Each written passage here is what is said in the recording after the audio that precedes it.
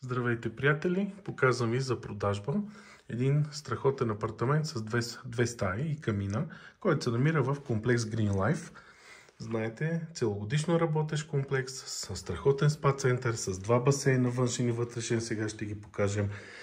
Това тук е антрето, то не е много голямо, имаме качалка, тук се намира и банята. Баня с душ кабина и душ.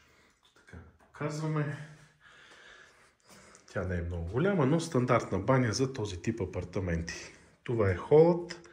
Той вече е по-просторен. Тук имаме голяма кухня. Оборудвана.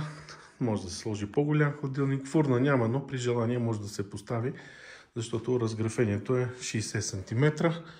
Маса за шестима. Доста голяма разгъваема маса. И камина напълно работеща. През зимата може да ви я запалят, ако вие нямате възможност. И наемате, а може и сами да си вземете дърва и да си ги складирате на балкона. Така че това е една така добра опция за зимните месеци. Разгъваем диван, двойка, холна масичка, TV барче. Доста просторен хол с западно изложение, който гледа точно към външният басейн. Има страхотна гледка дори от тук. Това е единия паркинг. Ето го и басейна с шезлонгите. Чадъри, има парче отсреща в тази сграда, може да си поръчате напитка и да си прекарате един страхотен уикенд тук, дори и повече.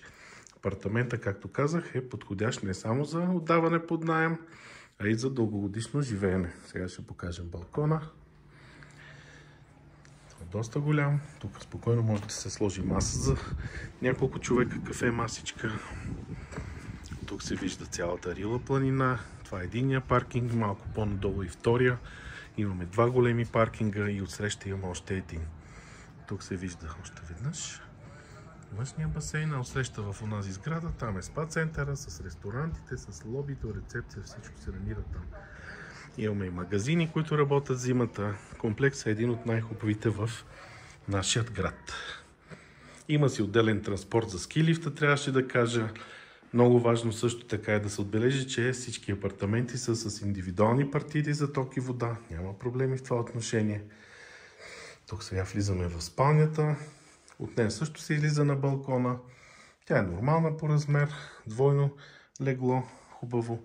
Имаме малка тоалетка, но разбира се, който си вземе апартамент, може да си го разработи по друг начин. Това са малко по-стари мебели, нали? Не са най-новите. Тук имаме двукрилен гардероб, но тук спокойно влиза и трикрилен. Така че може да се направи един вид като дрешник. Това е от мен. За повече информация ще оставя моите данни на линка под това видео.